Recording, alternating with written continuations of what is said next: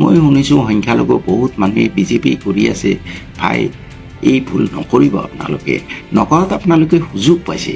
আপোনালোকৰ নিজৰ ল'ৰা আমিনুল ইছলাম ডাঙৰীয়াক এইবাৰ প্ৰথমবাৰৰ বাবে সংসদত পঠিয়াবলৈ আপোনালোকে সুযোগ পাইছে। সাংসদ প্ৰদ্যুৎ বৰদলৈ ডাঙৰীয়া ভদ্ৰ মানুহ, মই তেওঁক সন্মান কৰোঁ, কিন্তু তেওঁ আপোনালোকৰ ইছ্যুবোৰ ৰেইজ আগতেও কৰা নাই, ভৱিষ্যতেও নকৰে। যিসকল সংখ্যালঘু ভাইয়ে বিজেপি কৰিছে নিজৰ ভৰিত নিজে কুঠাৰ মাৰি আছে। বিজেপি অকল মুছলমানৰ শত্ৰু নহয় নহয়, দলিতসকলৰ প্ৰতি কি কৰিছে, হিন্দুসকলৰ প্ৰতি, সেইটো চাওক না আপোনালোকে। এতিয়া আচল কথালৈ আহোঁ যে নগাঁৱৰ কংগ্ৰেছ দলৰ সাংসদ প্ৰদ্যুৎ বৰদলৈ ডাঙৰীয়া, আপোনালোকে জানে 15 বছৰ তেওঁ কেবিনেট মিনিষ্টাৰ আছিলে। কোনোবা দিনা আপোনালোকে শুনিছেনে যে তেওঁ এই নেলি চাউল খোৱা পাঁচবাৰী নৰসিংবাৰীৰ ন্যায়ৰ হকে কেতিয়াবা মাত মাতিছে? কোনোবা দিনা আপোনালোকে শুনিছেনে তেওঁ কেবিনেট মন্ত্ৰী হৈ থাকোঁতে তেওঁ চিফ মিনিষ্টাৰক কৈছে যে এই BTAD বা নৰসিংবাৰীৰ নৰহত্যা বন্ধ কৰিব লাগে? তেওঁ ষ্ট্ৰং কেবিনেট মিনিষ্টাৰ, তেওঁ কেতিয়াও কোৱা নাছিলে। সংসদত কেতিয়াবা শুনিছেনে তেখেতে কৈছে যে নেলি চাউল খোৱা নৰসিংবাৰী আদি মানুহখিনি প্ৰতি অন্যায় কৰা হৈছে, শিখসকলৰ নিচিনাকৈ তেওঁলোককো ন্যায় দিব লাগে? কেতিয়াও আপোনালোকে শুনা নাই। তেওঁ কেতিয়াবা কৈছেনে, তেওঁ নিজেও কেবিনেট মিনিষ্টাৰ আছিলে, মন্ত্ৰী থাকোঁতে কেতিয়াবা তেওঁ কৈছেনে যে এই মুছলমান ভাইসকল তেওঁলোকৰ এই অন্ততঃ 15টা ৱাকফ সম্পত্তি আমি উদ্ধাৰ কৰি কমাৰ্চিয়েলি উন্নীত কৰোঁ, তেতিয়া তেওঁলোকৰ শিক্ষা আৰু স্বাস্থ্য সংখ্যালঘু ৰাইজৰ কাৰণে আটাইতকৈ ডাঙৰ সমস্যা, এই সমস্যাখিনি আমি সমাধান কৰিম, কানেক্টিভিটি কৰিব পাৰিম, 10,000 কোটি ধেমালি। তেওঁ কেতিয়াও কোৱা নাই, পাৰ্লিয়ামেণ্টতো কোৱা নাই। গতিকে সংখ্যালঘু ভাইসকল ভুল নকৰিব।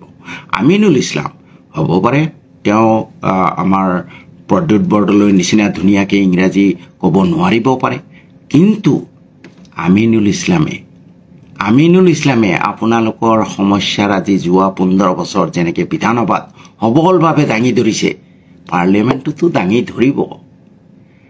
গতিকে আপোনালোকে এই কথাটো মনত ৰাখক। আৰু আমিনুল ইছলাম ডাঙৰীয়া যিদিনাৰ পৰা MLA হৈছে, ময়ো সেইদিনাখনৰ পৰাই MLA হৈছোঁ।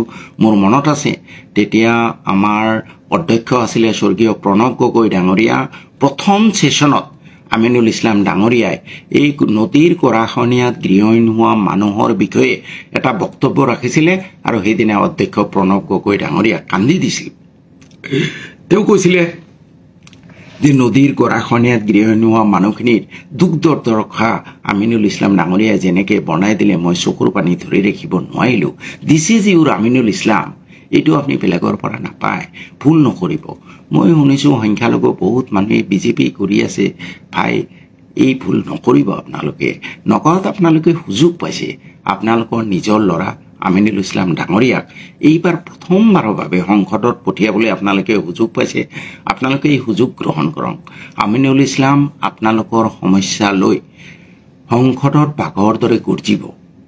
ছাকচেছ হোৱা নোহোৱা that is a different thing, কিন্তু কথা হ'ল এই ইছ্যুবোৰ ৰেইজ কৰিবলৈ তেওঁ সুযোগ পাব, আৰু ইছ্যু ৰেইজ কৰিলে ডেফিনেটলি তাৰে বহুত বস্তু ছল্ভ হয়।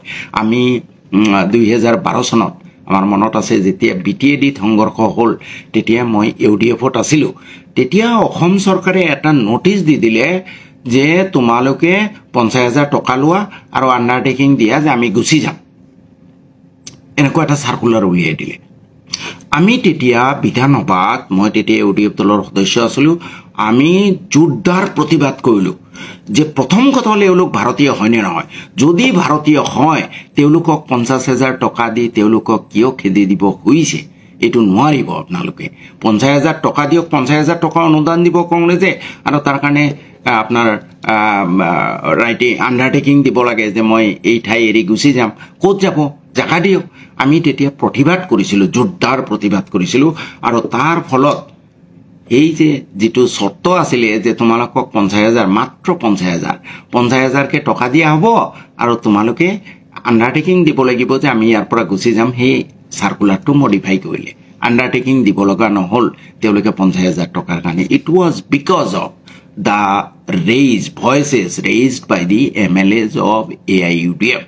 এনেকুৱা আৰু বহুত কথা আছে মই ইউডিএফত নাই ভৱিষ্যতে ইউডিএফত যামনে নাই তাৰ কোনো নিশ্চয়তা নাই মই এতিয়ালৈ ভাবি আছো কংগ্ৰেছতে থাকিম কিন্তু যেটো সঁচা হেতুটো ক'ব লাগিব আৰু যোৱা 15টা বছৰ আমিনুল ইছলাম ডাঙৰীয়া আজি কিছুদিন আগতে লাষ্ট সেশনত আপোনালোকে দেখিছে গৰুকুটিত যি অন্যায়ভাৱে মুছলমানসকলক এই বিজেপিয়ে উচ্ছেদ কৰিলে আজি সেই গৰুকুটি প্ৰজেক্টৰ নামত কোটি টকা কেনেদৰে লুণ্ঠন হৈছে সেই কথা অতি সুন্দৰভাৱে সাৱলীলভাৱে আমিনুল ইছলাম ডাঙৰীয়াই সদনত দাঙি ধৰিছিলে আৰু যাৰ ফলত চিফ মিনিষ্টাৰ নিজে তাত গৈ পেলাই তাত হোৱা শস্যবোৰৰ ফটো দিব লগা হৈছিলে so that is the strength of Aminul Islam যেটো কথা ময়ো ধৰা নাছিলো যোৱা 15 বছৰ এই জাতীয় সংখ্যালঘুৰ ইস্যু লৈ পেলাই আমিনুল ইছলাম ডাঙৰীয়া যিমান হৰব যিমান ডিভাইচত প্ৰশ্ন আনিছে বোধহয় ময়ো আনা নাই অইন কোনেও আনা নাই সেইকাৰণে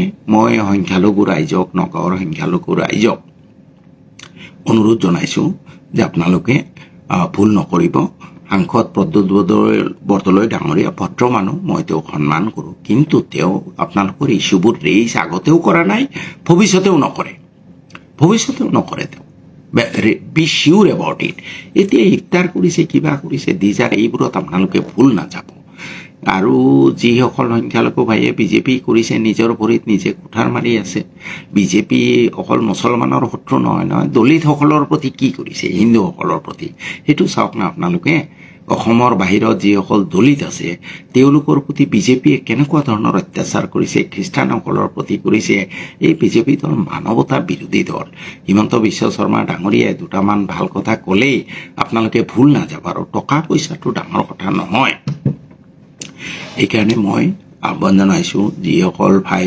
বিজেপিৰ লগত নাচি আছে তেওঁলোককো আহ্বান জনাইছো ভাই ভুল নকৰিব আপোনালোকে আহক উভতি আহক